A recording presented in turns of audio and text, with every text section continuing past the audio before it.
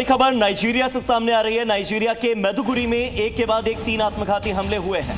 अब तक 23 लोगों की मौत का आंकड़ा सामने आया। 100 से ज्यादा लोग जख्मी। फिर से विस्फोट की आशंका से इलाके भर में दहशत का माहौल है। ये तस्वीरें आपको नाइजीरिया से दिखा रहे हैं, जहां पर आप देख सकते हैं सड़कों पर लोगों में डर है, दहशत है। पाकिस्तान और अफगानिस्तान के बीच में युद्ध का अब एक नया चैप्टर खुल गया है। वाकई में पाकिस्तान ने रमजान के पाक महीने में अफगानिस्तान के काबुल में बहुत सारे इलाकों को निशाना बनाया है, जिसमें एक नशा मुक्ति केंद्र अस्पताल शामिल रहा। हमले में 400 से ज्यादा लोगों की मौत हो गई, जबकि 250 से ज्यादा लोग घायल हो गए हैं। इस हमले के बाद पूरे इलाके में अफरा तफरी की स्थिति मच गई। आनन फानन में राहत बचाव का काम शुरू किया गया। पूरे इलाके में आग की लपटें दिखने लगी। हमला इतना जोरदार था कि दूर तक इसकी गूंज भी सुनाई दी।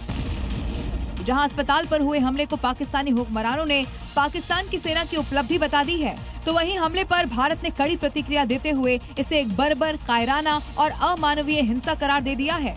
रमजान के महीने में मुनीर की सेना की जो नापाक हरकत है, उसके बाद पाकिस्तान का हिसाब तो होना ही है। लेकिन पाकिस्तान अफगानिस्तान पर आतंकियों को पालने का आरोप लगाता रहा है, और यही आरोप लगातार पिछले 6 महीने में वो अफगानिस्तान पर एक बार नहीं बल्कि 3 बार लगा चुका है, एयर स्ट्राइक करके।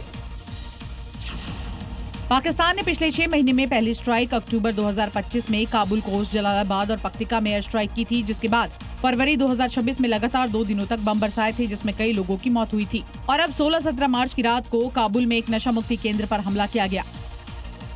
जंग के बीच पाकिस्तान और अफगानिस्तान के हालात तनावपूर्ण होते जा रहे हैं। पिछले कई दिनों से दोनों देशों में एक दूसरे पर लगातार हमले की जानकारी सामने आ रही है, जिसकी वजह से कई लोगों को अपने घरों को छोड़कर जाना पड़ा। पाकिस्तान लगातार आरोप लगा रहा है कि 2021 में तालिबान में सत्ता में आने के बाद टीटीपी को अफगानिस्तान में खुली छूट दी है और वो आतंकियों को सुरक्षित पनाह देता है। पाकिस्तान के अफगानिस्तान पर किए गए जो अटैक्स है, उसमें 400 लोगों की मौत का आंकड़ा अब तक सामने आया है। और इसके बाद अब तालिबान ने मुनीर एंड आर्मी समेत पूरे पाकिस्तान के खात्मे वाली कसम खा ली है। साफ कर दिया है कि अब बातचीत का वक्त खत्म हो चुका है। यानी आज रात पाकिस्तान के लिए कयामत की रात होने वाली है, क्योंकि पिछली बार जब पाकिस्तान ने एयर स्ट्राइक की थी, उसके बाद तालिबान ने पाकिस्तान के अलग अलग जगहों पर जमकर बारूद बरसाया था। और अब जब पाकिस्तान ने सारी हदें पार की है, तो ऐसे में मुनीर एंड आर्मी का खात्मा होने की शुरुआत हो सकती है, क्योंकि तालिबान के प्रवक्ता ने साफ किया है कि हम टॉक नहीं बल्कि अटैक करेंगे। काबुल में कुछ ठिकानों पर पाकिस्तानी सेना ने हमले किए हैं और इन हमलों के बाद इस्लामाबाद के साथ साथ कूटनीति और बातचीत का समय अब समाप्त हो गया है। अब बातचीत का रास्ता अपनाने के बजाय हम भी बदला लेने का इरादा रखते हैं।